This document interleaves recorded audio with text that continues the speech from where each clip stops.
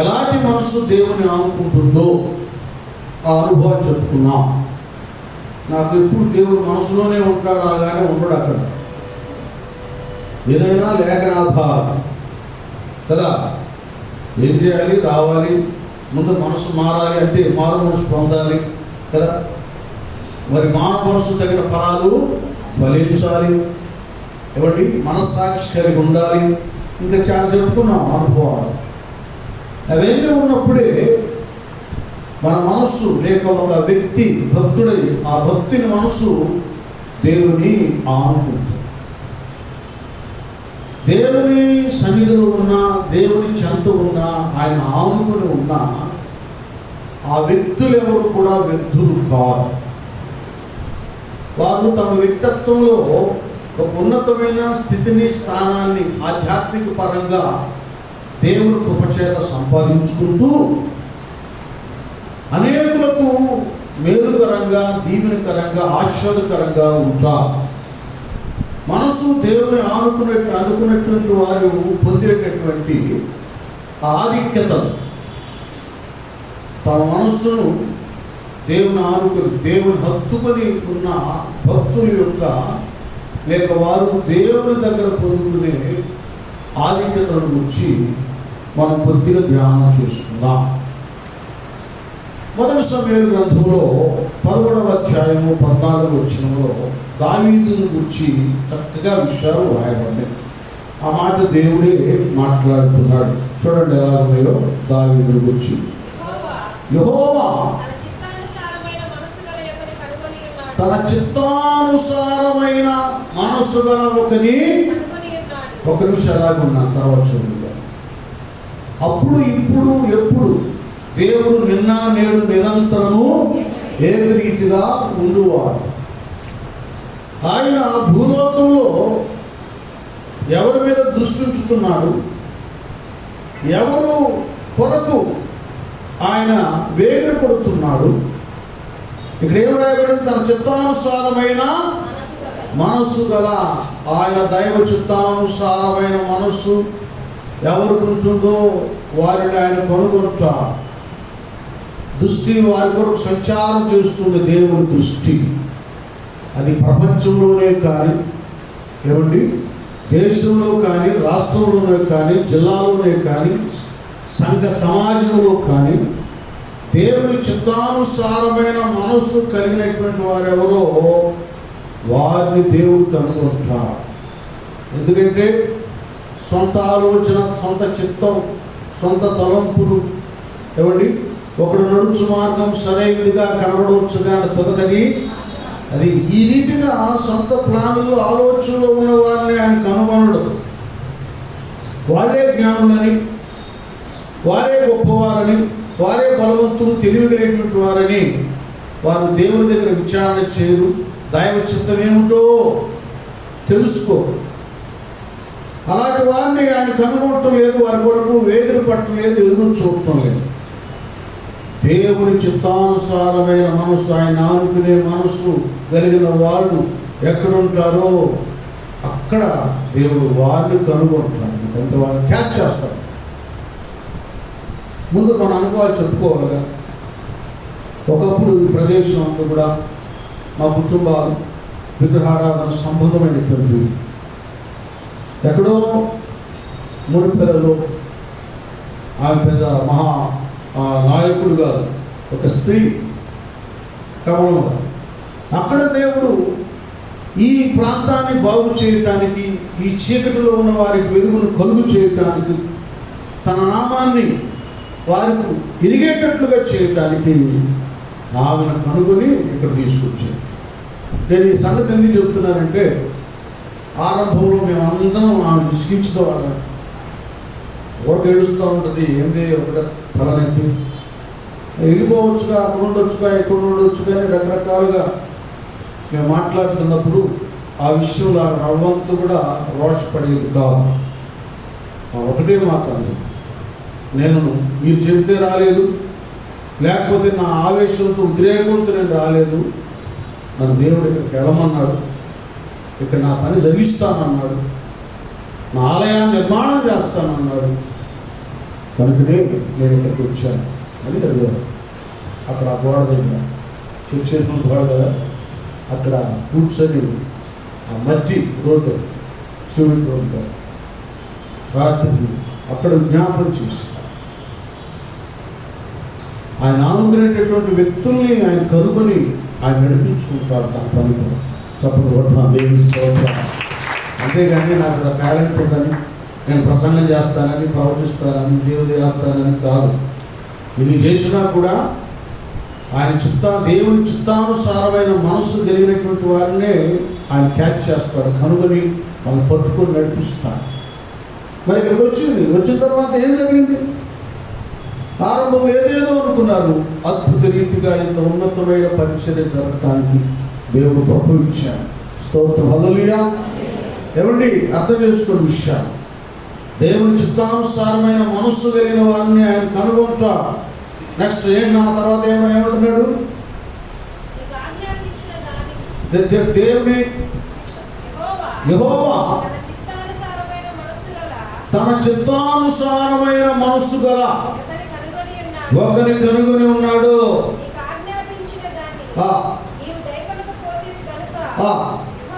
యెహోవా దాన జనుల మీద అతనిని, అదే ఒకటి ఆయన కనుగొంటాడు. తన చిత్తానుసారమైన మనస్సు కలిగినటువంటి వారిని ఆయన కనుగొని ఎక్కడున్నా కూడా తీసుకొస్తాడు. రెండోది ఏం చేస్తాడు?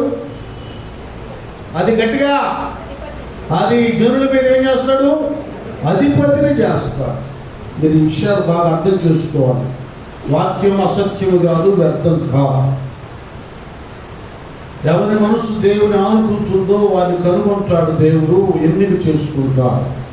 మరొకటిగా వాళ్ళు వ్యర్థులుగా చేయడు. ఏం చేస్తాడా? అధిపతిగా చేస్తాడు జనుల మీద. ఇది వాస్తవం, అది రావాలి. ఇప్పుడు రెండు రకాలు ఉన్నాయి. తమకు తాము అధిపతులు అయ్యేటటువంటి వాళ్ళు ఉన్నారు ఉద్రేకాలతో. వాళ్ళ ఆధిపత్యం ఎట్లా ఉంటుందంటే, అబషలోము తాను రాజవ్వాలని దుష్టులైనటువంటి వారిని అనేకులను సమకూర్చుకొని, ఈయన వారి ఆలోచనలు ఏకమై దుష్టుల ఆలోచన అన్నమాట. వారు సొంత తండ్రి అబషలోము దావీదు, ఆయన అభిషిక్తుడు, గొప్ప యోధుడు, దేవునికి హృదయానుసారుడు. అలాంటి ఆయన్ని చంపేసి తాను రాజు అవ్వాలని ప్లాన్ వేసి ఆయన ఏడ్పించాడు. ఎంత ఏడ్పించాడంటే, ఆ కాళ్ళకు చెప్పులు కూడా లేకుండా కొండ మీద నడుచుకుంటూ వెళ్ళిపోయాడు దావీదు గారు. దాడి చేస్తూ అబషలోము ఎవరి సైనికులతో అలా వెళ్ళిపోయాడు ఆయన. ఈయనేదో రాజుగా ప్రకటన చేసుకుని వాళ్ళు పొగిడితే చివరికి ఏమైందంటే సత్యం.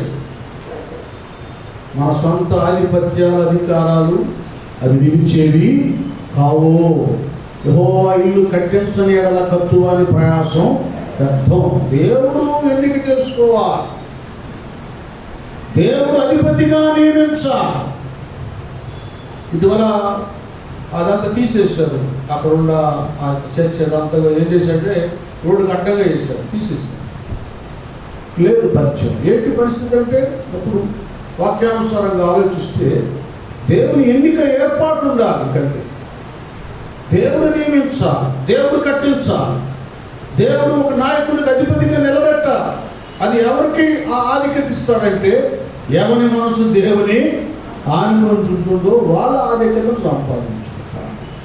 అంత చక్కగా ఉందో చూడండి. ఆయన ఎన్నిక చేసుకుంటాడు ఆయన ఆనుకున్నటువంటి భక్తులను. తర్వాత ఏం చేస్తాడు? ఆయన అధిపతిగా చేస్తాడు, కోరుకుంటాడు. ఆయనకంటే ఆయన ఆనుకున్న వాళ్ళని ఆయన కోరుకుంటాడు. ఇది ఈ నా కుమార్తె నాకు కావాలి, ఈ నా కుమారుడు నాకు కావాలి అని అతన్ని తోకగా చేయడు. ఏం చేస్తాడు? తలగా చేస్తాడు. నెక్స్ట్ ఏంటన్నా? అతను అధిపతిగా నియమించి తిని అంటాడు. కనుక దేవుని ఆనుకున్న మనస్సు కలిగినటువంటి వారు దేవుడు కోరుకుంటాడు, దేవుడు ఎన్నిక చేసుకుంటాడు, దేవుడు ఏం చేస్తాడు? అధిపతులుగా చేస్తాడు. ఇక్కడ మనం మరలా ఏం చేద్దామంటే, మొదటి సమూయేలు గ్రంథంలోనే 16వ అధ్యాయము 12-13 వచనాలు చదువుకుంటూ వెళ్దాం. అతడు లోపలికి తోడుకొని వచ్చెను. అతడు ఎర్రని ఎర్రనివాడును చక్కని నేత్రములు కలవాడును చూచుటకు. నన్ను ఒక నిమిషం అలా ఇక్కడ ఇవన్నీ ఇదంతా ఈ చరిత్ర మీకు తెలుసు, చాలా పర్యాయాలు మీరు విన్నారు. సౌలుకు బదులుగా అతని అవిధేయతను బట్టి మరొకరిని రాజుగా అభిషేకించడానికి దేవుడు ప్రవక్త అయిన సమూయేలును పంపించినప్పుడు ఎక్కడికి వెళ్ళాలంటే బెత్లెహేముకి వెళ్ళియా, అక్కడ యెషయా ఉంటాడు, వాళ్ళ కుమారుల్లో ఒకరిని నీవు మరి ఆ తైలముతో నువ్వు అభిషేకించాలని ప్రవక్తకు చెప్పినప్పుడు సమూయేలుకి మరి ఆ దావీదు యొక్క అన్నం చూసి అతని పర్సనాలిటీ, ఆ ఎత్తు అవన్నీ చూసి పై ఆకారాన్ని ఇతడే దేవుడు ఎన్నిక చేసుకున్నవాడని ఒక ప్రవక్త ఇంటి కూడా మానవ ప్రేరణతో అతను అభిషేకించకపోతే వద్దంటాడు దేవుడు. నేను అతను కాదు, మనిషి ఏం చేస్తాడు, మనిషి యొక్క పై రూపాన్ని చూస్తాడు, నేను మనుషుల యొక్క హృదయాంతరంగాన్ని పరిశీలన చేయవాడు అని ఇంకా అందరు చూస్తాడు. ఏంటయ్యా ఒకటోడు, రెండవ కుమారుడు, మూడవ కుమారుడు, నాలుగో కుమారుడు చూస్తే ఏం లేదు. అసలు విషయం ఏంటంటే చూడండి ఎలాగుందో, దేవుని ఆనుకునేటటువంటి వ్యక్తులను సొంత రక్త సంబంధులు కూడా గ్రహించరు, లెక్క చేయరు. ఉదాహరణకి యేసు ప్రభు వారు ఎవరి ద్వారా తృణీకరించబడ్డారంటే ఇల్లు కట్టువారు ఏం చేశారు, నిషేధించారు. ఇల్లు కట్టువారు నిషేధించిన రాయి కదా, వాళ్ళే యూదా ప్రజలే అసలు పరలోక విధానాన్ని, రక్షణ విధానాన్ని కట్టడానికి దేవుడు ఛాయిస్ ఇస్తే వాళ్ళే నిషేధించారు. తమ స్వకీయులు స్వజనులే ఏం చేసేసైని అంగీకరించలేదు, తృణీకరించాడు. దేవుడేమో, తండ్రి అయిన దేవుడేమో ఈయన నా ప్రియ కుమారుడు, ఈయన యందు నేను అది. దావీదు విషయంలో తండ్రి చెప్పడం లేదు, ఇప్పుడు దాకా అడిగిందా మళ్ళీ అడుగుతున్నాడు సమూయేలు ప్రవక్త.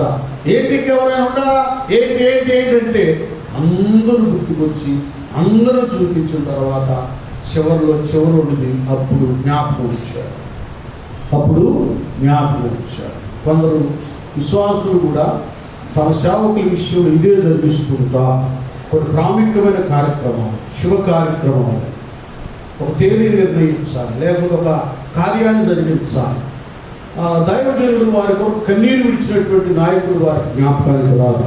ధనవంతులు ఏమండి, తలపడిన వారు, ఈ లోక సంబంధమైనటువంటి ఆధిక్యతమైనటువంటి వాళ్ళు జ్ఞాపకానికి వస్తారు. వాళ్ళ దగ్గర అన్ని సెట్ చేసుకుంటారు. ఆ తర్వాత ఇరి చెబుతారు, అప్పుడు రాయాలి. కొన్ని విశ్వాసులు కూడా వారు చేస్తున్నటువంటి తెలియకుండా చేస్తున్న పొరపాట్లు కొన్ని ఉన్నాయి. సొంత తండ్రి ఇంటి కూడా దావీదులో ఉన్నటువంటి అభిషేకం, ఆత్మీయత, ప్రార్థన శక్తి, దేవునికి ఇష్టమైన స్థితి తండ్రి గ్రహించలేకపోయాడు. సంఘాల్లో కూడా విశ్వాసులు దేవుడు ఏర్పాటు చేస్తున్నటువంటి సేవకుడు ఈయన అనేటటువంటి చాలామంది గ్రహించలేరు. ఏమండి, వారికి దూరపు కొండలు నునుపుగా కనబడుతుంటాయి. ఇంట్లో కూడా బాగా ప్రార్థన చేసే బిడ్డల ఎడల దుష్టుంచరు. ఏదో ఊరకాదు, పిచ్చి ప్రార్థన పిచ్చాయని వాడికి ఊరక ఏదో అదంటాడు, ఆంటి బైబిల్ పట్టుకుంటాడు అనుకుంటాడు. లేదండి, దేవుని ఆనుకొని, దేవుని హత్తుకొని, దేవునికి దగ్గరగా ఉన్నవారు ఇంటికే దీవెనకరము. గట్టిగా చదువుకుంటారు. స్తోత్రాలు. దావీదు విషయానికి ఏం అర్థం కావడం లేదు. తండ్రి కూడా అప్పుడు అన్నాడు, సమూయేలు ప్రవక్త మళ్ళీ చెప్తే ఒకడు ఉన్నాడండి, అదొకడు వాడు అడుగులో గొర్రెల్ని కాస్తున్నాడు, చిన్నాడు అక్కడ ఉన్నాడని చెప్తే ఆయన ఈ శారీరకంగా పర్సనాలిటీ కూడా సామాన్యమైంది కాదు, అంత చక్కటోడు పరిశుద్ధాత్మ దేవుడు అక్కడ వర్ణించాడు, వివరించాడు. అందమైన వాడు దావీదు నానా. కనుక ఇప్పుడు చదువునా నెక్స్ట్ పరిస్థితి ఎలా ఉంది. అతడు రాగానే అదే అర్థమైందా, దేవుడు మాట్లాడుతున్నాడు. దేవుని ఆనుకున్న వారిని తమ మనసు దేవుని ఆనుకున్నప్పుడు ఆ వ్యక్తులను దేవుడు కోరుకుంటాడు. నేను కోరుకున్నా వాడు ఇతడే. ఎంత చక్కటి మాట చూడండి. ఇక్కడేమో కొత్త నిబంధనలో సువార్తల్లోనేమో ఈయన నా ప్రియ కుమారుడు అంటున్నాడు. ఇక్కడ దావీదు విషయంలో కూడా తండ్రి అయిన దేవుడు నేను కోరుకున్నవాడు ఇతడే.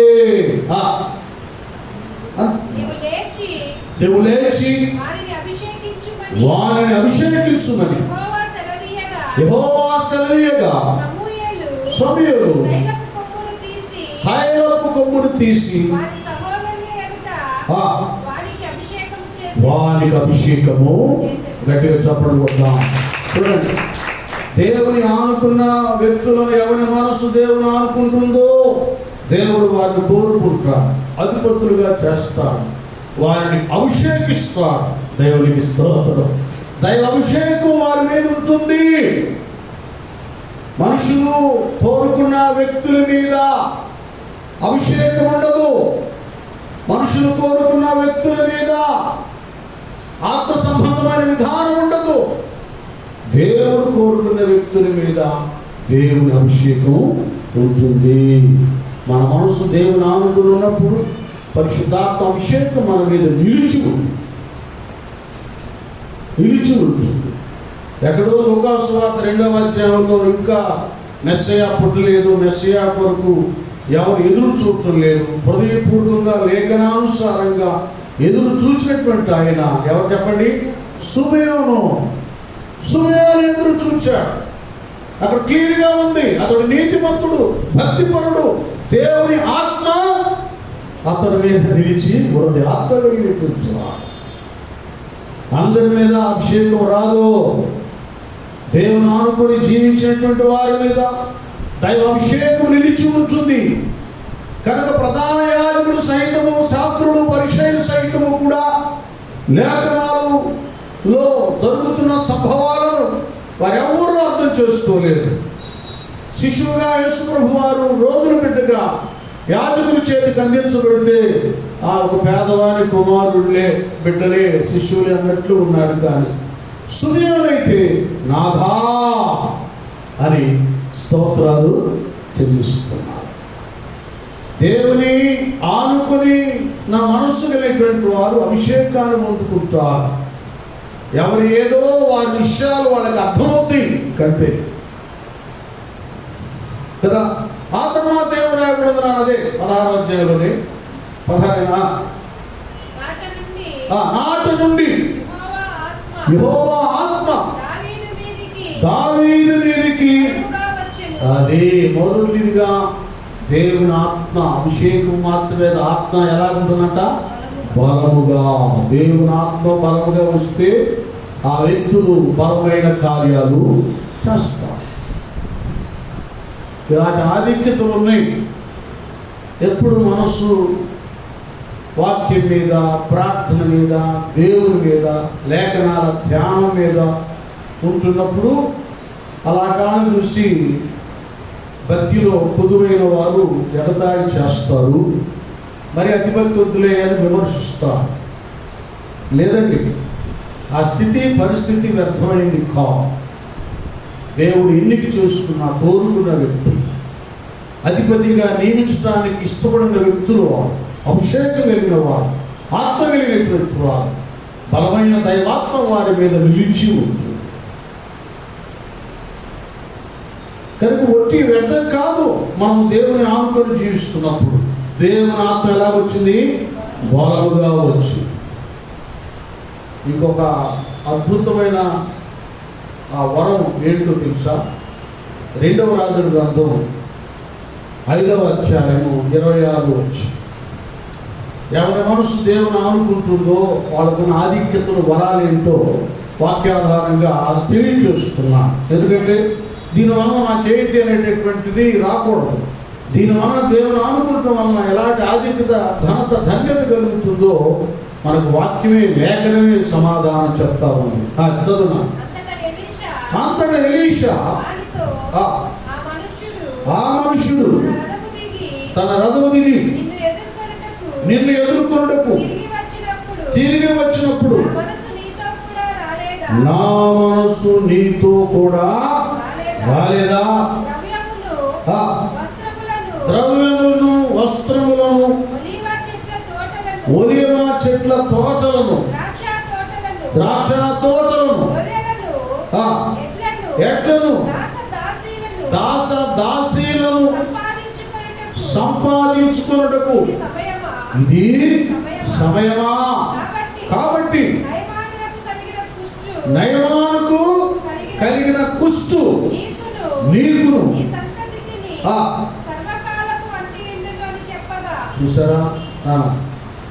చూడండి ఎలాగో ఈ చరిత్ర అంతా, ఈ సన్నివేశం మీ అందరికీ బాగా తెలుసు. ఎలీషా విషయంలో గురువును మించిన వాడు కాదు, గురువును మించిన శిష్యుడయ్యాడు ఏలియా దగ్గర ఎలీషా కదా.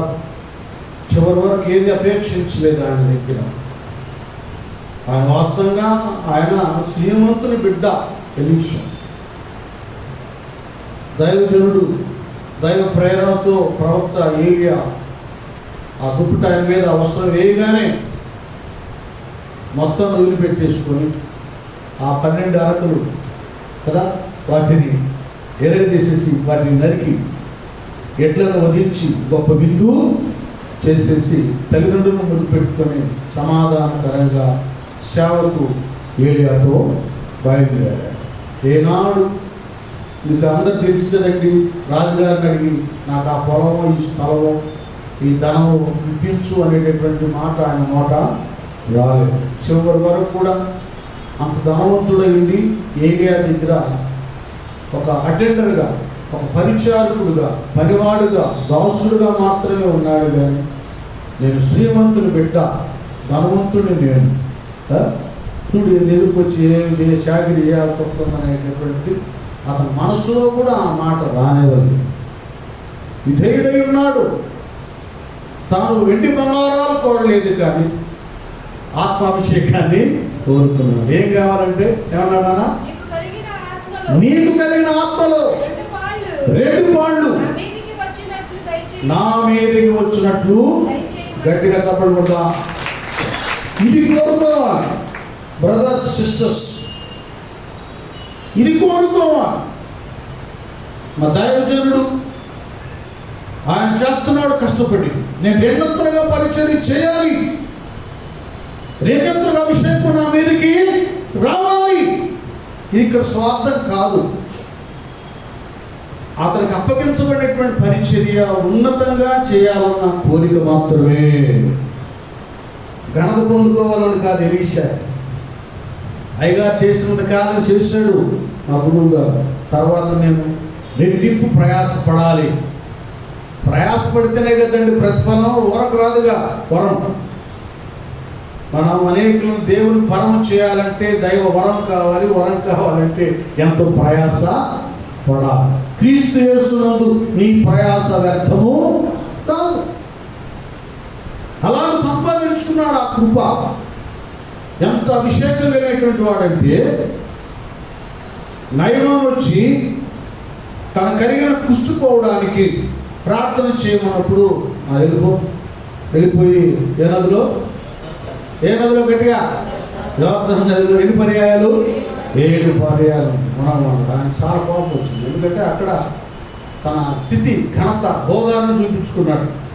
నేను సైన్యాధిపతుడైతే మా దేశంలో ఆ నది లేదా ఈ నది లేదా మనవడానికి ఏది అంటాడు ఆయన. చేతి మీ శరీరం మీద తన చేయి ఆడించి ప్రార్థన చేస్తాడు, ఏదో చేస్తాడు అనుకుంటే అస్సలు నా వైపు కూడా చూడకుండా పోయిల్లు మనం అంటున్నాడు. అది చాలా రౌద్రుడయ్యాడు. పక్కన మంచోడు ఉన్నాడు, దాసు. చూడండి, మన ప్రక్క మంచి ఆలోచన చెప్పేవాళ్ళు ఉండాలి. మనల్ని ఉద్రేకపరిచేవాళ్ళు, ఆవేశపరిచేవాళ్ళు కాదు భౌతికంగా. ఏమండి, దేవుని ఆలోచనలు చెప్పేవారు, మంచి చెప్పేవాడు ఉన్నారు. ఒకే మాట అన్నాడు, అయ్యా ఇది కాదు, ఇంతకంటే విలువైంది ఏదైనా చేయమంటే నువ్వు చేయవా? కాబట్టి ఆయన చెప్పిన మాట వినమన్నప్పుడు అలాగే వెళ్ళిపోయి 7 మార్లు మునగగానే 7వసారి అట్లా పైకి లేవమని. ఎలాగైనా ఆయన కుష్టు వ్యాధితో ఉన్న శరీరం పసిపిల్లవాని దేహంగా మారిపోయింది. దేవుని స్తోత్రం. హల్లెలూయా. అదండి, మీరు అర్థమవుతున్న విషయాలు. ఎలీషా చెప్పినట్లుగా మరి ఇక్కడ నయమాను చేశాడు కనుకనే ఆయన స్వస్థత కలిగింది. అలాగే నువ్వు నేను మన అందరం కూడా దేవుడు తన వాక్యం ద్వారా ఏమి శ్రమిస్తున్నాడో అలా చేస్తే ఆరోగ్యం వస్తుంది, ఐశ్వర్యం వస్తుంది, ఆనందం వస్తుంది, అభిషేకం వస్తుంది, అభివృద్ధి కలుగుతుంది. స్తోత్రం, హల్లెలూయా. ఆయన మాట వింటే ఇవన్నీ కలుగుతాయి. వినకపోతే ఏ అభివృద్ధి రాదు. ఎన్ని సంవత్సరాల మందిరానికి వచ్చినా దేవుని వాక్య ప్రకారం నువ్వు జీవించకపోతే దేవుడు నీ కొరకు సిద్ధపరిచిన ఆశీర్వాదాలు సొంతం కావు. ఆ ద్వారాలు తెరవబడాలంటే, ఆ తెర తీయబడాలంటే, ఆ తాళాలు లాక్ చేసినటువంటి ఓపెన్ చేయబడాలంటే దేవుని మాట వినాలి భక్తులు. ఇది చాలా అవసరం కదా. మరి నయమాను ఎలీషా మాట విన్నదాన్ని బట్టి స్వస్థత కలిగింది. ఇంకా ఆనందాన్ని తట్టుకోలేక ఓ ఎండి బంగారం శ్రీనార వస్త్రాలు ఏవేవో ఎలీషాకు గిఫ్ట్గా ఇవ్వడానికి చూశాడు, కానీ ఆయన వద్దన్నాడు. చాలా సునాయాసంగా వాటిని అలా తోసివేశాడు, వద్దయ్యాడు. అప్పుడు ప్రవక్తలు వాళ్ళ సేవ విధానం అలా ఉండేది. ఎవరేమిస్తారో వాళ్ళు వస్తా ఏమి తెస్తారో అని ఆలోచించేవాళ్ళ. వచ్చే వాళ్ళకి ఏమేమి ఉపకారం చేయాలో, అలా దేవుని వైపు వాళ్ళ మనసును తిప్పాలో దీని గురించి ఆలోచించేవాళ్ళు. ఆ లెక్కలన్నీ కూడా ప్రత్యేకంగా ఉన్నాయి. ఇంకా ఆయన వెళ్ళిపోయాడు. వాళ్ళ గురువు గారు ఒక ప్రవక్త ఏది వద్దని ధిక్కరించాడో అదే కావాలని శిష్యుడు గెహాజీ పరిగెత్తి అవి తీసుకున్నాడు. చాలా తక్కువగా అంచనా చేశాడు ఎలీషా గెహాజీ. ఒక ఆత్మీయ గుడ్డు వాళ్ళలాగా అంచనా వేశాడు. మా గురువుకి ఏం తెలుస్తుందని అనుకున్నాడు. ఈయన ఇంటి వారిని, తల్లిదండ్రులను, ధనాన్ని, పొలాలను, స్థలాలను వదిలిపెట్టుకొని వాటిని ఆనుకోక దేవుని ఆనుకొని జీవిస్తున్న వాడు ఎలీషా ప్రవక్త. ఈ లోకంలో పొలాలు, స్థలాలు ఉంటే ఆ ప్రాంతం వరకు ధనవంతుడు అబ్బో అని జనాలు చెప్పుకుంటారేమో, కానీ ఈయన పొలాలు, స్థలాలు, ధనము, ఘనత కాదు, లోక ఘనత కాదు, దేవుని ఆనుకుని ఉన్న దాన్ని బట్టి ఈయన దేశానికి ప్రవక్త అయ్యాడు. గట్టిగా చెప్పకూడదా? ఇర్మియా అన్నట్లుగా ఏమయ్యాడు ఈయన? ఇశ్రాయేలు దేశానికే గొప్ప ప్రవక్త అయ్యాడు ఎలీషా. ఈయన పేరు ప్రఖ్యాతులు ఎక్కడ దాకా వెళ్ళియండి? సిరియా తదితర దేశాలు కూడా వ్యాపించి దేవుని ఆనుకుని జీవించిన భక్తులు జీవితాలు ఈ విధంగా దేవుడు వర్ధిల్లింప చేస్తాడు. మా గురువు గారికి ఏం తెలుస్తుందిలే, నేను నయమాన్ గారి దగ్గర తీసుకున్న బహుమానం ఈ వస్త్రాలు, వెండి, బంగారం అనుకున్నాడు. ఏం గెహాజీ ఎక్కడికి వెళ్ళామంటే ఏదేదో చెప్తున్నాడు. అరే బాబు, నీ వెళ్ళినప్పుడు నా మనసు నీతో కూడా, అది ఈ ఆధిక్యత ఉంటుంది. దేవుని ఆనుకొని నా మనస్సు కలిగినటువంటి వారి యొక్క మనస్సుకి వివేచన వారు ఉంటుంది. గతించాడు. ఎందుకంటే ఒక శిష్యుడుగా ఏలియా తర్వాత ఎలీషా తాను వచ్చినట్లుగా ఈయన తర్వాత తాను గొప్ప ప్రవక్త అవుతాడు, గొప్ప దైవజనుడు అవుతాడు, దేశాన్ని బాగు చేస్తాడు అనుకుంటే ఈయన ఏం ఎదుగుతున్నాడు, ఏం సంపాదించుకుంటానని చూస్తున్నాడు? నానా వెండి, బంగారం, తర్వాత ఏంటంట ఇవన్నీ కూడా. అక్కడ ఏమంటాడు ఆయన ఎలీషా గారు? అరే బాబు, ఇది ఇవన్నీ సంపాదించుకుంటానికి ఇది సమయమా? అది కాదు ఆయన సమయం. ప్రవక్తల సమయం సంపాదించుకుంటానికి కాదు, వాళ్ళు వినియోగించుకోవాల్సింది. ఆత్మల సంపాదన కొరకు వినియోగించాలి. నశిస్తున్న వారు రక్షించబడటానికి వినియోగించుకోవాలి. సమయం వాటిలో గడపాలి. అక్కడికి వెళ్తే అంత దొరుకుతుంది, ఇక్కడికి వెళ్తే ఎంత వస్తుందో, దానివల్ల ఎంత లబ్ధి పొందుకోవచ్చు. ఇది కాదు సేవకత్వంలో. ప్రవక్తలుగా, సేవకులుగా, అపోస్తులుగా వారి కర్తవ్యం. ఏ ప్రాంతానికి వెళితే ఆ ప్రాంతం కొరకు, దేవా ఈ ప్రాంతం నాకు అయ్యా, వీళ్ళు రక్షణ పొందుకోవాలి, వీరు నీ జనముగా మార్చబడాలి. అది గెహాజీ చేయవలసింది. ఏంటంటే అనేక ప్రదేశాల్లో పరిచర్య జరగాలి, అనేకులు యెహోవా నామమున విశ్వాసం ఉంచాలి. మీకు తెలియదు కాదు. తర్వాత 6వ అధ్యాయానికి వచ్చేసరికి ఏమైంది చెప్పండి? శిష్యుల సంఖ్య విస్తరిస్తుంది. అది అది ఆయన డ్యూటీ.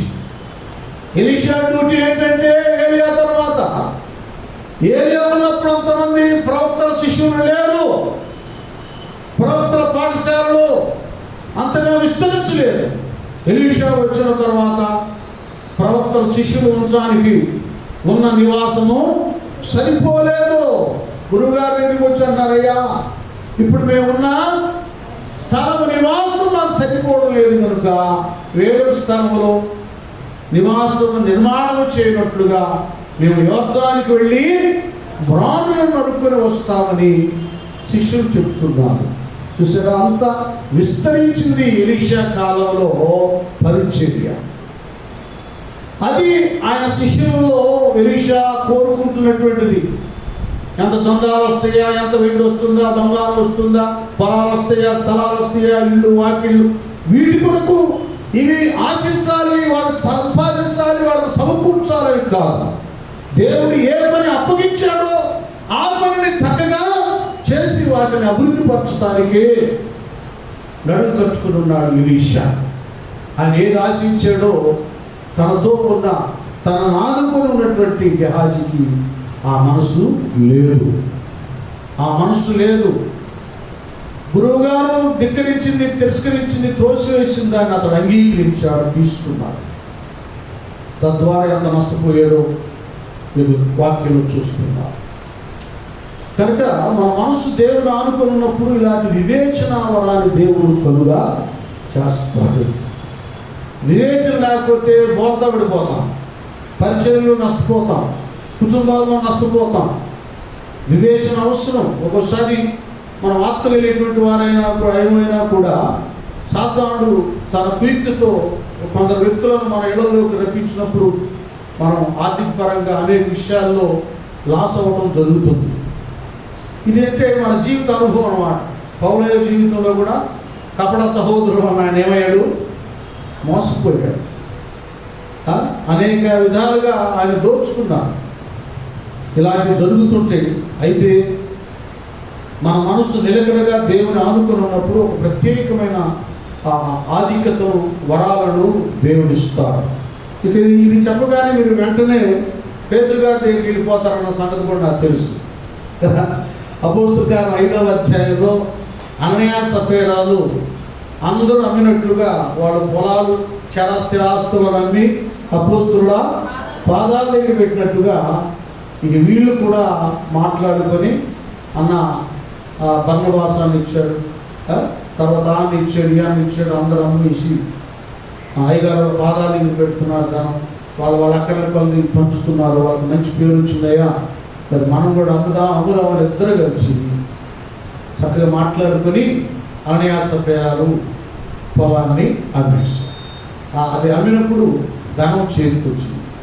డబ్బులు చూడగానే వాళ్ళ ఆలోచనలు, బుద్ధులు పూర్తిగా మారిపోయింది. మీరందరూ ఇది వినాలి, గ్రహించాలి. మీరు ఒక్కోసారి దేవుని పని కొరకు ఇన్ని వేలు ఇద్దాం అనుకుంటారు, ఇంత చేద్దాం అనుకుంటారు. అక్కడ డబ్బులు రావాలి కదా, వచ్చిన తర్వాత ఇంత దేవుని పనికి ఇద్దాం, లేకపోతే మొదటి శాలరీ ఇచ్చేద్దాం, రకరకాలు అనుకుంటుంటారు. ఆ డబ్బులు చేతికి రాగానే అబ్బా మనం తేడేస్తాంలే, ఇదిగో ఈ 2,000 రాలి అని ఎక్కడ దాకా వెళ్ళాలని 100 రూపాయలు దాకా వస్తుంది కొంతమందికి. అది సైతాను మనసు. అది మీరు అందరూ మనంతా గ్రహించాలి. ఒకసారి ఏదో ఎంతో గొప్పగా చేద్దాం అనుకుంటాం, మనం అంతగా దేవునికి చెయ్యం. ఏవో అననీయ సఫీరాలాగా మన బ్రతుకులు ఉంటాయి. అది చాలా అపాయకరమైందండి. అపాయకరమైంది అంటే నా బిడ్డలు కాబట్టి నేను చెప్తున్నాను. అక్కడ క్లీన్గా ఉంది. దేవుడి సంబంధమైనవి ఏవి మనం ఆపేసినా, దొంగిలించినా, అది మనం తిన్నా మనకు ఆశీర్వాదాలు రావు. ఏమంటే మనం ఏదో అనుకుంటాం, నేను ఇది చేయలేకపోతున్నానులే, ఇంకెవ్వలేదులే అనుకుంటాం. దాని ద్వారా చాలా నష్టపోతాం. విషయం ఏంటంటే మీరు బాగా వినాలి, అర్థం చేసుకోవాలి. అసలు భక్తిహీనులు, వాక్యంలో బ్రతకని వారు, వాళ్ళు ఇవ్వకపోయినా పర్వాలేదు, వాళ్ళు ఏం చేసినా పర్వాలేదు, ఈ లోక సంబంధంగా వాళ్ళలో ఒకవేళ అభివృద్ధి కనపడవచ్చు కానీ దేవుడు తాను ప్రేమించేటటువంటి భక్తుల విషయంలో కదా, తండ్రి తాను ప్రేమించు కుమారుని ఏం చేస్తాడు? శిక్షించు రీతిగా. ఆయన భక్తులైన వారు ప్రార్థన తక్కువ చేసినా ఊరుకోడు, ఏమండి, ఆరాధన కొదువు చేసుకున్నా ఊరుకోడు, ఉపవాసాలు కొదువైన ఊరుకోడు, ఆయనకి ఇచ్చే విషయంలో కూడా కొదువైన ఊరుకోడు. ఇప్పుడు మనం మన సొంత బిడ్డల్ని సరిగ్గా చదవకపోతే వాళ్ళని అరుస్తాం, ఇంకా చిన్నపిల్లలైతే బెత్తం ఆడిస్తాం, గర్దిస్తాం, కన్నా చెప్పు నేను ఇవ్వను రా, ఎందుకని నువ్వు నా మాట్లాడుతున్నావా, బాగా చదువుతున్నావా, అరుస్తాం. సొంత బిడ్డ దానికి పోయేవాడు చదవకపోతే అబ్బాయి చదువుకోయా అంటాం, కానీ ఏదైనా చదవట్లేదు పేపర్ పట్టగా నువ్వేవాడు నన్ను కొడతాను. కనుక దేవుడు ఎవరైతే ప్రేమిస్తున్నాడో అటు భక్తులు ఏ విషయంలో పొదువుగా ఉన్నా, ఏది చేయకపోయినా ఏదో ఒక రూపాయన ఆయన ఒక దెబ్బ వేస్తాడు. అప్పుడు మనకు నాకు ఇదివరకు అంత ప్రార్థన లేదు. అందుకే ఈ శ్రమ, ఈ శోధన అని కీర్తనలో రాసినట్టుగా ఏదంటాడు, శ్రమ కలగక మునుపు అది. ఇప్పుడు మరలా సరే అవుతాం. భక్తుల విషయం అంతా అలాగే ఉంటుంది. అంత తేలిగా ఆయన ఎన్నిక చేసుకున్న వాళ్ళని లోపల వదిలిపెట్టడు, ప్రశ్నాత్మక వదలడు. ఏ చిన్న విషయంలో నువ్వు ఆత్మీయంగా పొరపాటు చేసినా, ఆజ్ఞను ఉల్లంఘించిన ఒక దెబ్బ వేస్తాడు, సరి చేస్తాడు. కాబట్టి ప్రియమైనటువంటి వాళ్ళారా, ఇక్కడ అననీయ సప్ఫీరాలు దమ్మేసేసి ఏం చేశారు నాన్న? సగము దాచుకుంది. ఏమా? భార్య ఎరుకని వాడు దాని వెలలో కొంత దాచుకొని కొంత తెచ్చి. అది చూడండి, దేవుని ఆనుకొని జీవిస్తున్న వ్యక్తులకు ఉన్న ప్రత్యక్షత. అప్పుడు పేతురు, అననీయ, ఈ భూమి వెలలో కొంత దాచుకొని పరిశుద్ధాత్మను మోసపుచ్చుటకు సాతాను ఎందుకు నీ హృదయమును ప్రేరేపించను. అది నీ యొద్ద ఉన్నప్పుడు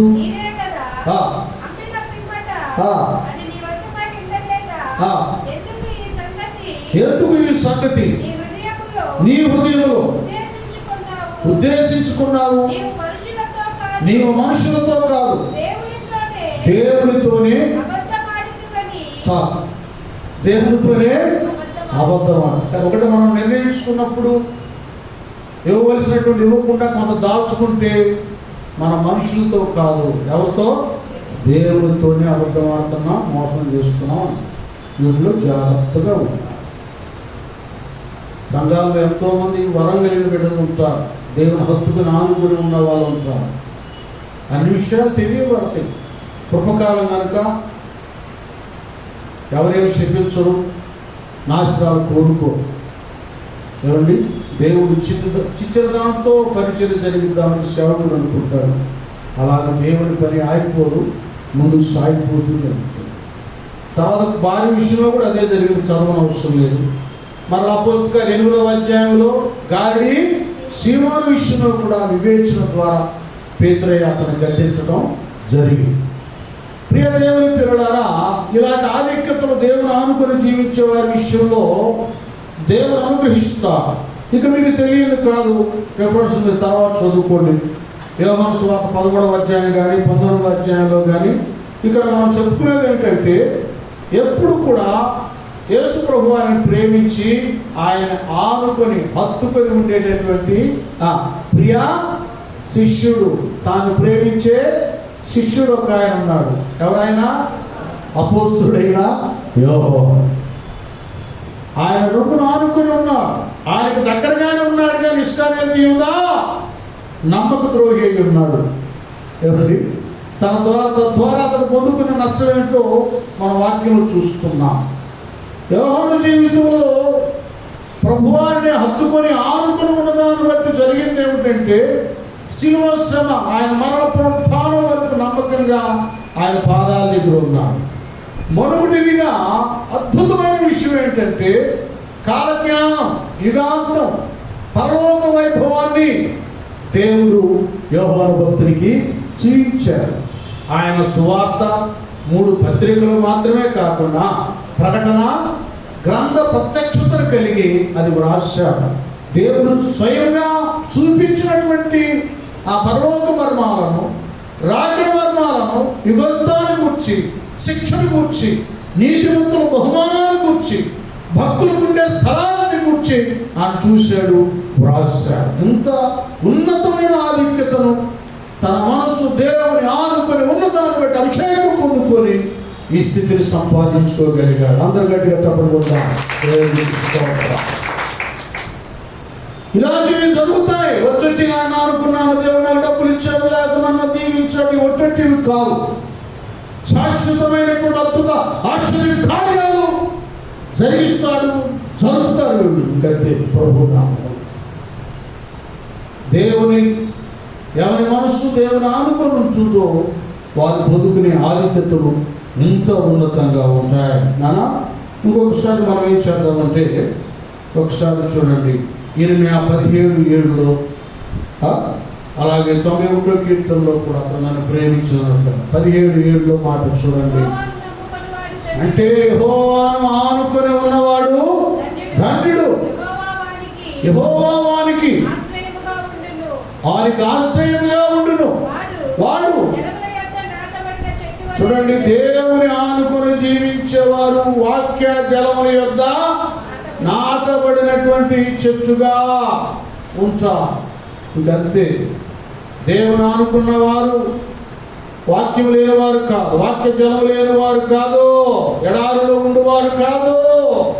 వారు నిత్యము ఫలించడానికి, పచ్చదనం కలిగి ఉండటానికి ఎక్కడ నాటబడ్డారు? వాళ్ళు జలముల యొద్ద నాటబడిన చెట్టు వలె ఉండును. అది కాలముల యోరను, దాని వేళ్ళు తన్నును, వెంట కలిగినను. అది వేడి కలిగినా కూడా దానికి, అంటే శ్రమ కలిగినా కూడా దేవుని ఆనుకొని జీవించేవారు శ్రమకు భయపడరు. పౌలయ్య వలె నా మట్టుకైతే బ్రతుకుట క్రీస్తే అన్నట్లుగా ఉంటారు. శ్రమ కూడా దేవుని ఆనుకొని జీవించిన వారు దిగజారిపోరు, భయపడరు, కృంగిపోరు. నా దేవుడు నా పక్షంగా ఉన్నాడు, ఆయన నన్ను విడువడు ఎన్నడు ఎడబాయడు, ఇరుకులో విశాలతను కలుగు చేస్తాడు, అన్ని విషయాల్లో కూడా నాకు ఆదరణ కలిగిస్తాడనే పూర్తి నమ్మకం ఉంటుంది. విశ్వసించిన వాడు కలవర పడనట్లుగా దేవుని ఆనుకొని జీవించేవారు ఏ కష్ట గడియ వచ్చినా, శ్రమ గడియ వచ్చినా కలవర పడరు. వెట్ట కలిగినను ఏముండదంట, దానికి దాని ఆకు పచ్చగా ఉండు, వర్షము లేని సంవత్సరమున చింతనందుకు. అది ఒక్క నిమిషం. ఇప్పుడు మనకి ఈ కరోనా వైరస్ గడియలు అవి వాస్తవంగా ఈ వర్షాలు అయితే బాగా పడుతున్నాయి, కానీ భయంకరంగా. ఏ వర్షం కొద్దిగా మన కొద్దుగా చెప్పండి మీరే గట్టిగా. ఏ వర్షం కొద్దుమైంది? వాక్య గట్టిగా చెప్పండి. ఏ వర్షం? వాక్య వర్షం కొద్దుమైంది. వర్షం లేని సంవత్సరమున, చదువు, వర్షం లేని సంవత్సరమున. అది కనుక ఆ వాక్యము చక్కగా బుధవారం స్త్రీల గుడిగా, శనివారం ఉపవాస ప్రార్థన, ఆదివారం ఆరాధన, ఆ సమయాల్లో Bible study, whole night prayers, ప్రత్యేక ప్రార్థనలు, కుటుంబ ప్రార్థనలు, ఏవేవో ప్రార్థనలు, వాక్య జలము వర్షం కురుస్తూ ఉండేది. చక్కగా ఉన్నతంగా ఆత్మ కూడిక రోజున ఆత్మ పొందుకొని గంతులు వేస్తుండేవారు, ప్రవచిస్తూ ఉండేవారు. ఈ 5-6 నెలల్లో వాక్యం లేదు కదా, గుంపుగా అందరం సమకూడి ఆత్మ పొందుకొని గంతులు వేసే విధానం కొదువైంది. అయినను వర్షం లేని సంవత్సరమున ఆ చింత లేకుండా. ఎందుకు చింత లేదంటే మనము ఆయన ఆశ్రయించి ఆనుకుని ఉన్నాం కనుక దేవుడు ప్రతి వారం సేవకులు నిలబెట్టుకొని మాట్లాడే దేవుడు ఈ గడియల్లో, సహవాసం వాక్యం లేని గడియల్లో ఆయనే నిత్యము మన మనసుతో మాట్లాడాడు. నవ్వుడు చెప్పడం ఇంతకాలం మనం బ్రతికున్నామంటే ఆధ్యాత్మిక విషయంలో మన ఆత్మతో, మన అంతరంగంతో, మన మనసుతో వాక్యమైన దేవుడు మాట్లాడాడు. చింత లేకుండా ఏం మానలేదు, కాపు, ఆ అభివృద్ధి, ఆ ఆనందం, ఆత్మీయతలో అది మానలేదు. ఆ ప్రేమ ఉంది, ఆ సమాధానం ఉంది, ఆ విజ్ఞాపన ఉంది, ఆత్మీయ ఆనందం మనలో నిలిచి ఉంది. అది దేవుని ఆనుకోకపోతే ఇష్టం వచ్చినప్పుడు మందిరానికి వస్తూ పోతుండేవాళ్ళు. మరి ముఖ్యంగా కరోనా వైరస్ నెలలు ఈ సహవాసం ప్రార్థన లేని సమయంలో జరిగింది ఏంటంటే, అసలు తింటేనే అంతంత మాత్రం, అంటే వింటేనే అంతంత మాత్రం, అసలు లేకపోతే ఎవరు పడుతూ ఎంతగా ఆత్మీయతలో వాళ్ళు క్షీణించిపోయి ఉంటారు, ఎంతగా బలహీనలై ఉంటారు. కొందరు భ్రష్టులైపోయారు, కొందరు అసలు కనీసం ఫోన్లు కూడా లేవు, వెళ్దామన్న అపేక్ష కూడా లేనటువంటి పరిస్థితుల్లో ఉన్నారు. కారణం ఏంటంటే అన్ని సమృద్ధిగా ఉన్నప్పుడే ప్రియ దేవుని వాక్యాన్ని ఆనుకొనలేదు కనుక ఇలాంటి సమయంలో వాళ్ళు బలహీనులైపోవడానికి, భ్రష్టులైపోవడానికి అవకాశం ఉంటుంది. ఆయన ఆనుకొని మనం ఉంటే, వాక్యానుసారమైన జీవితం కలిగి ఉంటే, ఇలాంటి వర్షం లేని సమయంలో కూడా చింతించాం, అన్ని విధాలుగానే యథాప్రకారంగా ఆత్మీయతలో ఆనందంగా ఉంటాం. అది ప్రత్యేకత. ఏమంటున్నారా? కాపు ఇక చింతించిన తర్వాత కాపు మానదు, అయిపోయింది. ఇవన్నీ ఇలాంటి అనుభూతులు కలిగి ఉంటారు దేవుని ఆనుకొని జీవించేవారు. ఎడారిలో మన అరణ్యంలో బాప్తిస్ము యోహాను గారు ఉన్నట్లుగా ఒంటరిగా ఉన్నప్పటికీ కూడా ఈ విధమైనటువంటి అభివృద్ధి మనలో కలుగుతుంది. అలాగే 91వ కీర్తనలో కూడా అంటాడు, అతను నన్ను ప్రేమించను కనుకంటే దేవుడు ఆనుకున్నాడు కనుక ఏ విషయంలో ఘనత ఇస్తాడటండి, అతను నన్ను ప్రేమించుచున్నాడు కనుక నేను అతను తప్పించను, అతడు నా నామమును ఎరిగిన వాడు కనుక నేను అతని గణపరచను, అతడు నాకు మొర్రపెట్టగా నేను అతనికి ఉత్తరం ఇచ్చాను, శ్రమలో నేను అతనికి తోడైండెదను, అతను విడిపించి అతని గొప్ప చేసేదను, దీర్ఘాయువు చేత అతనిని తృప్తిపరచదు, నా రక్షణ అతనికి చూపించదు. చూసారా? ఆయన ఆనుకొని జీవించేవారు, ఆయన ప్రేమించేవారు, ఆయన హత్తుకునేటువంటి వారికి దేవుడు అనుగ్రహించేటటువంటి ఆధిక్యత ఇలాంటివి. ఈ సమయంలో మనందరం గ్రహించవలసింది ఏంటంటే, మనం సరిగా ఆయన ఆనుకున్నామా, మన మనస్సు ఆయన వాక్యాన్ని, ఆయన సన్నిధిని, ఆయన ఆత్మను హత్తుకొని ఉన్నదా, అవసరాలకే ఏదో సమస్యల కొరకు, ఇరుకులు, ఇబ్బందుల కొరకు మాత్రమే ఆశ్రయిస్తున్నామా, నిత్యము నా తండ్రితో, నా ప్రియునితో, నా దేవుని, ఇది పరమగీతాల్లో వ్రాయబడినట్లుగా కదా, అరణ్య మార్గమున తన ప్రియుని ఆనుకొని అరణ్య మార్గమున వచ్చున్నది ఎవరి అరణ్యం అంటే లోకానికి సూచన, ప్రియుడు అంటే యేసు ప్రభు వారికి, ఎవతంటే సంఘం. సంఘం ఎప్పుడు ఏం చేయాలి? ప్రియ ప్రభువుని ఆనుకొని ఉండాలి. ఆనుకొని ఉన్నప్పుడే అనేక రకాల వరాలు, ఫలాలు అనుగ్రహించబడతాయి. ప్రియుని రాక వరకు ఎలాగూ సిద్ధపడాలో ప్రియుని మనం ఆనుకొని ఉంటాం కనుక ఆయన మనసులో ఉన్న విషయాలన్నీ కూడా మనకు బయలుపరచబడతాయి. అంతే కదా? మరి వాళ్ళు ముచ్చట్లు చెప్పుకుంటారు దంపతులు, వాళ్ళు ఏమేమి చేయాలో ఆయన చెప్తాడు. ఆ వేళ ఇదిగో అమ్మ రేపు ఈ పని చేద్దాం, లేకపోతే ఇది కట్టిద్దాం, ఈ వస్తువు కొందాం, పిల్లలకి ఇది ఇద్దామని ఎలాగో దంపతులు చెప్పుకుంటారు కదా. యజమానుడు తన భార్యకు చెప్తాడు. మనం ఆదుకుని ఉన్నప్పుడు ఈ యుగాంతం ఎలాగో నడుస్తుందో దేవుడు తప్పక మనకు ఆ జ్ఞానాన్ని, ఆలోచన తెలియచేస్తాడు. ఆయన రాకడికి ఎలా సిద్ధపడాలో తెలియచేస్తాడు, రాకడ సూచనలు ఏమిటో తెలియచేస్తాడు, ఎలాగ రాబోతున్నాడో మన ప్రియుడు మనకు తెలియచేస్తాడు. మన ప్రియుని ఆనుకోకుండా లోకాన్ని, డబ్బుని, ఇంకా అనేక విధేయతను మనం ఆనుకున్నప్పుడు అనేక ఆధిక్యతను కోల్పోతాం. గెహాజీ వలె, సౌలు వలె అలా ఉండగా, ఒక ఎలీషా వలె, ఒక దావీదు వలె కదా, ఒక పౌలు వలె, ఒక పేతురు వలె మన ప్రభువుని, మన ప్రియ ప్రభువుని, ఒక యోహాను వలె ఆయన ఆనుకొని ఆయన చిత్తానుసారులుగా జీవించి మన మనస్సు ఆయనతో ఏకమై అనేక విధాల ఆధిక్యతలు, దీవెనలు మన వ్యక్తిత్వానికి, మన కుటుంబానికి, మన సంఘానికి పొందుకుందాం. అలాంటి కృపాశోధన దేవుడు మనందరికీ దయచేయునుగాక. ఆమె చిన్న ప్రార్థన చేసుకున్నాం. తర్వాత అందరూ కూడా హృదయాలు తెరవండి. నిజంగా ఏ విషయంలో దేవుని మనం ఆనుకోకుండా ఆయన విడిచిపెడుతున్నాం, ప్రియులకు దూరం అయిపోయాం. ఇస్కరియోతు యూదాలాగా డబ్బును ఆశించి శత్రువుతో, సాతానుతో ఎదురిస్తున్నావా? గెహాజీ రాజులను ఆశించి చేయకూడనటువంటి పనులు చేస్తున్నాం. ఒకసారి మన అంతరంగాన్ని పరిశీలన చేసుకొని మన ప్రియునే మనం ఆనుకొని ఆయన చిత్తంలో ఎదుగుదాం, బ్రతుకుదాం. ఆయన రాకడ కొరకు సిద్ధపడతాం. పరమతండ్రి, నీకే స్తుతులు చెల్లిస్తున్నాం నాయన. అయ్యా, ఎవరి మనస్సు దేవాన్ని నానుకొని ఉంటుందో అతనికి ఇచ్చే ఆధిక్యతను గురించి ఆయన మాతో మాట్లాడాను. మేము మా జీవితంలో నాయన ఒక సౌలు, ఒక గెహాజీ, ఒక ఇస్కరియోతు యూదా, ఒక దేమావలే ఈ లోకాన్ని ఆశించి దాన్ని హత్తుకొనక కష్టమైన, నష్టమైన, ఇరుకైన, ఇబ్బందైన పౌలైవలే నిన్ను హత్తుకొని నేను పోయి నడవడానికి, నీ ఆలోచన ఎరగడానికి, నీ కృపలో వర్ధిల్లడానికి మాకు శక్తినివ్వండి. తదితర కార్యక్రమంలో మీరు మహిమ తెచ్చుకోమని యేసు నామములో వేడుకుంటూ ప్రార్థిస్తున్నాం తండ్రి. ఆమేన్. మన తండ్రి అయినటువంటి దేవుని ప్రేమ, కుమారుడైన యేసుక్రీస్తు వారి యొక్క కృప, పరిశుద్ధాత్మ యొక్క అన్యోన్య సహవాసం సకల పరిశుద్ధులకు కూడి వచ్చినటువంటి మనందరికీ సదాకాలము తోడేయుడుగాక.